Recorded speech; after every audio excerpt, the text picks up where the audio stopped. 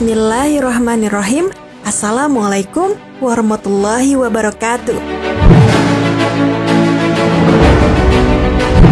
Sahabat Muslim, sejarah Islam mencatat sejumlah panglima perang terhebat sepanjang masa. Salah satunya adalah Usama bin Zaid radhiyallahu anhu.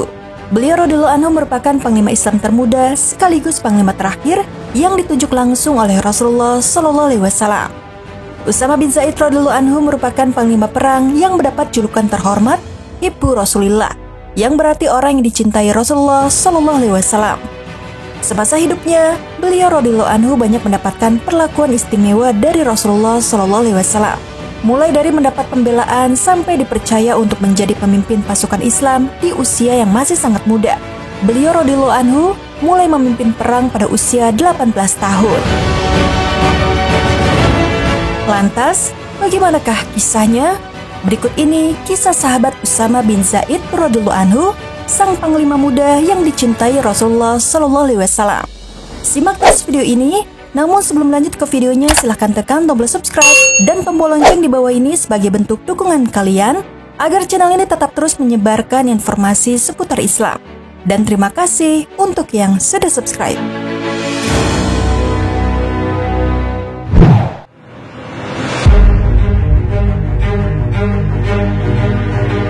Sahabat Muslim, Usama bin Zaid radhiyallahu anhu merupakan putra dari Zaid bin Haritsah radhiyallahu anhu dan Ummu Aiman. Zaid bin Haritsah radhiyallahu anhu merupakan pelayan Rasulullah SAW dan Ummu Aiman adalah pengasuh Rasulullah setelah ibunda beliau SAW meninggal dunia.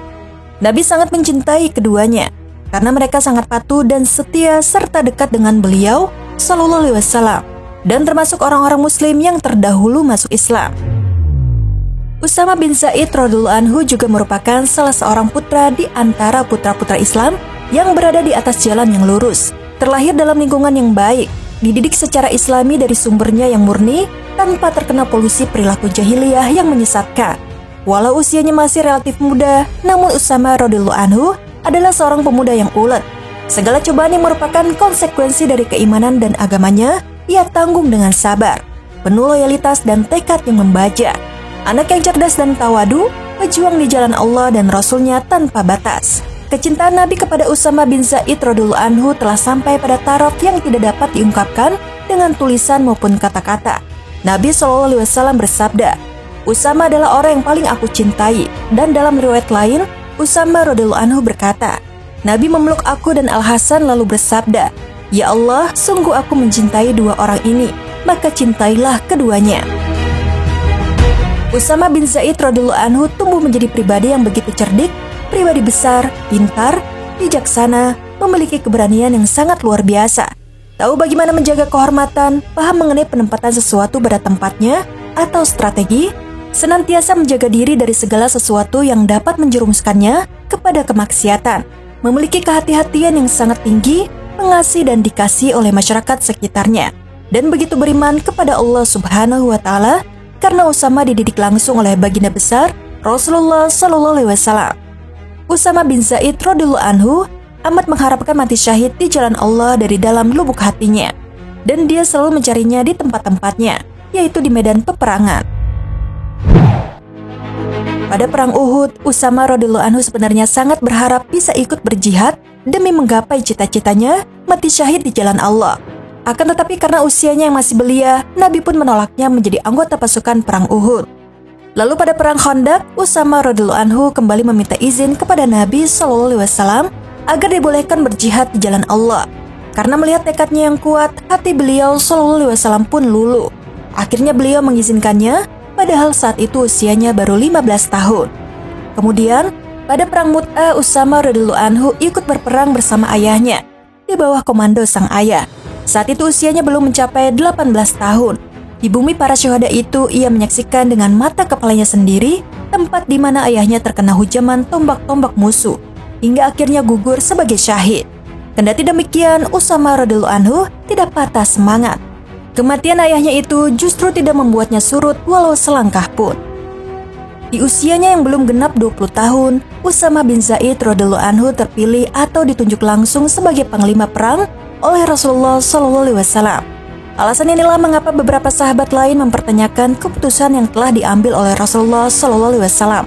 Mereka beranggapan bahwa masalah kepemimpinan pasukan adalah masalah besar. Mereka mengecam kepemimpinan orang yang usianya masih muda belia. Padahal, dalam pasukan itu terdapat beberapa sahabat yang senior, Abu Bakar dan Umar bin Khattab, serta para pemuka kaum Ansor dan Muhajirin. Menanggapi opini demikian, Rasulullah pun bangkit seraya bersabda, "Apabila kalian mengecam kepemimpinan Usama bin Zaid, berarti kalian juga mengecam kepemimpinan ayahnya sebelumnya. Demi Allah, dia layak memegang jabatan itu.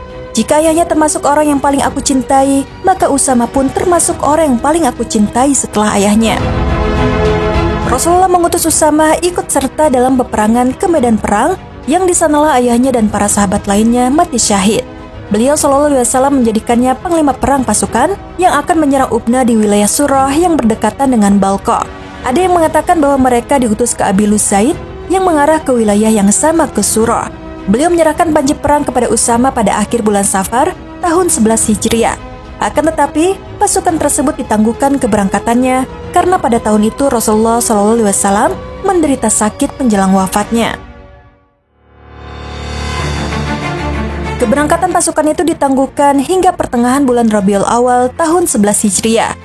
Pasukan Usama yang berjumlah 3.000 orang itu pun berangkat dengan cepat melewati jalan Zil Marwah dan Wadil Qura menuju Ubna dan atau Abilus Zaid di perbatasan wilayah Mut'ah. Sampai di pertengahan wilayah Qudo'ah, Usama dan pasukannya menghentikan sejenak perjalanannya dan mengutus pasukan berkudanya untuk menggugah hati penduduknya yang kuat keislamannya untuk ikut berperang dan menyadarkan orang-orang Islam yang murtad.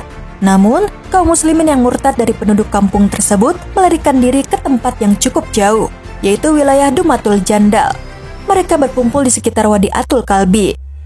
Wilayah Damatul Jandal bukanlah sasaran yang direncanakan dalam pengiriman pasukan Usama, juga tidak berada pada jalur yang akan dilewati mereka, sehingga mereka memutuskan untuk meneruskan perjalanan menuju wilayah Hamqatain, lalu memerangi penduduknya. Daerah tersebut didiami oleh Bani Ad-Dobib dari kabilah Juzam dan Bani Khailil dari kabilah Likham. Mereka semua berhasil dilumpuhkan. Bahkan wilayah Abil pun berhasil dilumpuhkan dengan serangan dahsyat dan cepat. Penduduk wilayah tersebut ditawan, rumah-rumah, tanaman dan kebun kurma mereka dibakar, sehingga daerah tersebut dipenuhi kabut asap. Pasukan berkuda berkeliling dan berjaga-jaga di perbatasan kalau-kalau di antara mereka ada yang melarikan diri.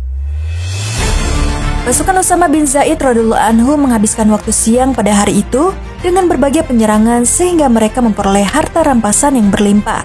Tanpa bermalam lagi, sore harinya mereka langsung berangkat lagi hingga mencapai wilayah Wadil Qura dalam tempo 9 malam. Kemudian pasukan tersebut tiba di Madinah dengan selamat membawa hasil rampasan perang yang berlimpah. Pasukan ini tiba di Madinah setelah melakukan perjalanan selama 35 hari. Ada yang mengatakan 2 bulan dan beberapa hari. Mereka kembali dengan selamat tanpa ada yang terbunuh, sehingga kaum muslimin saat itu berkomentar, "Belum pernah kami melihat ada pasukan yang lebih selamat tanpa korban selain pasukan Usama." Pasukan Usama berhasil menuntaskan sebuah tugas yang memberikan pengaruh luar biasa dan berhasil melenyapkan orang-orang murtad Qudo'ah dari jalur yang mengarah ke Syam.